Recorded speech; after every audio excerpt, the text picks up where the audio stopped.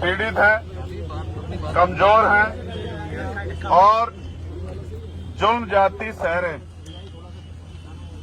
हमारे लोगों की हत्याएं की जा रही हैं, सरेआम ऐलान करके हमारे लोगों की हत्याएं की जा रही। हत्या करने के बाद लंबे समय तक न्याय तो बहुत दूर की बात है, न्याय पे चर्चा भी नहीं हो रही। मैं इसके लिए अपराधियों से ज्यादा हमारी चुप्पी को ज्यादा जरूरी मानता हूं, इसका कारण मानता हूं। जितना हम लोग चुप रहेंगे और अन्याय को सहते रहेंगे, उतना ही अन्याय हमारी तरफ बढ़ता रहेगा। आज हमने जो मांग पत्र दिया है, उसमें जो आर्थिक मदद की मांग थी और नौकरी की मांग थी, वो प्रशासन के लोगों ने ऊपर शासन के लोगों को भेजने का और उस पे प्रभावी काम करने का आश्वासन दिया। साथ साथ इनके बच्चों की पढ़ाई और इनकी मृतक की पत्नी की पेंशन और जो कंपनसेशन का पैसा अब तक नहीं पहुंचा था, उस पैसे को भी पहुंचाने का उन्होंने हमें ऑन रिकॉर्ड उसका डाटा दिखाया कि हमने इस काम को कर दिया। वो इनकी पत्नी की पेंशन के लिए भी हमसे, क्योंकि हमारा अधिकार है, तो वो इसके लिए सहमत है कि उनको पेंशन बनेगी और उनके बच्चों की, जब तक वो पढ़ाई करेंगे, उनके बच्चों की पढ़ाई होगी। जो आरोपी था, एक आरोपी जिसने सरेंडर किया था, उसके साथ 2 लोग और हैं, ये बात भी जानकारी में आई। उनमें से एक को गिरफ्तार कर लिया गया और एक अभी फरार है। उन्होंने हमें आश्वासन दिया है कि हम उस दोषी को भी जल्दी गिरफ्तार करेंगे और उनके अलावा भी कोई व्यक्ति शामिल होगा तो उसको भी गिरफ्तार करेंगे।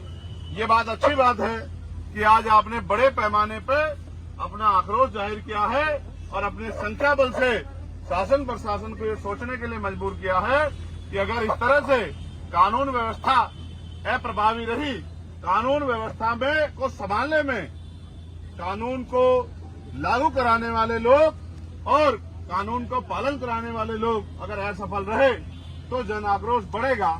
लेकिन मेरा आपसे भी ये कहना है कि आप भी संगठित रहो, आप भी संगठित रहो। जब तक आप संगठित नहीं रहोगे और समाज को साथ लेकर नहीं चलोगे, तब तक मुझे नहीं लगता कि ये हत्याएं बंद हो सकती हैं। हत्या होने के बाद वो आरोपी जेल चला जाए या उसको फांसी की सजा हो जाए, लेकिन उस परिवार का क्या, जिस परिवार से कमाने वाला चला गया है, जिस परिवार का सहारा चला गया है। ये जो माँ बाप यहाँ बैठे हैं, ये इस उम्मीद से बैठे हैं कि इनके बारे में सोचा जाए, लेकिन आप जानते हो शासन सत्ता उनकी है और उनकी शासन सत्ता में हमारे लोगों की हत्या की छूट मिली हुई है, तो हम क्या करें। मैं आपसे भी कहता हूँ, ये जो नौजवान यहाँ खड़े हैं, जब तक आप अपनी शासन सत्ता नहीं बनाओगे, तब तक ये हत्याएं रुकने वाली नहीं है। आज अपनी ताकत बनाई है नगीना के जरिए, तो आपकी बात मजबूत हुई है, आपकी सुनवाई भी होने लगी है, आपकी बात का दमखम भी बढ़ा है। लेकिन ताली मत बजाओ, सुन लो, ये ताली बजाने का, नारा लगाने का समय नहीं है, क्योंकि हमने अपना भाई खोया। एक नहीं, कई भाई का एक और बहन बैठी है जिसके 3 बच्चे हैं, वो भी उम्मीद लगा के बैठी है कि भाई चंद्रशेखर आएंगे, मुझे न्याय दिलाएंगे। माननीय मंत्री जी और तमाम लोग, हमारे जिला संगठन के लोग, हमारे मंडल के लोग लगातार इस लड़ाई को लड़ रहे हैं। प्रदेश के लोग भी लगातार इसमें सहयोग कर रहे हैं। लेकिन आप ये सोचो, क्या हम इनको पूर्णतः बंद नहीं करा सकते कि हत्या हो ही नहीं, किसी बहन बेटी का अपमान हो ही नहीं, किसी गरीब को बेइज्जत किया ही नहीं जाए? क्या तार की बाड़ लगाकर लोगों की हत्याएं जो की जा रही है ये बंद हो जाए?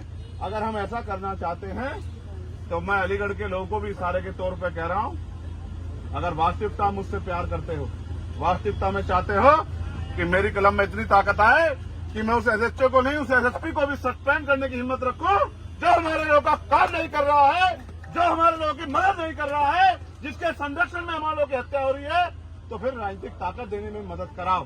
खैर का उपचुनाव आ गया है, मेरे नौजवान साथियों, आज से ही अपनी ताकत बनाने के लिए लगो। और इस बार जब खैर में उपचुनाव हो 6 महीने के अंदर, तो आजाद समाज पार्टी का मेंबर ऑफ असेंबली एमएलए वहां से जीत के जाना चाहिए।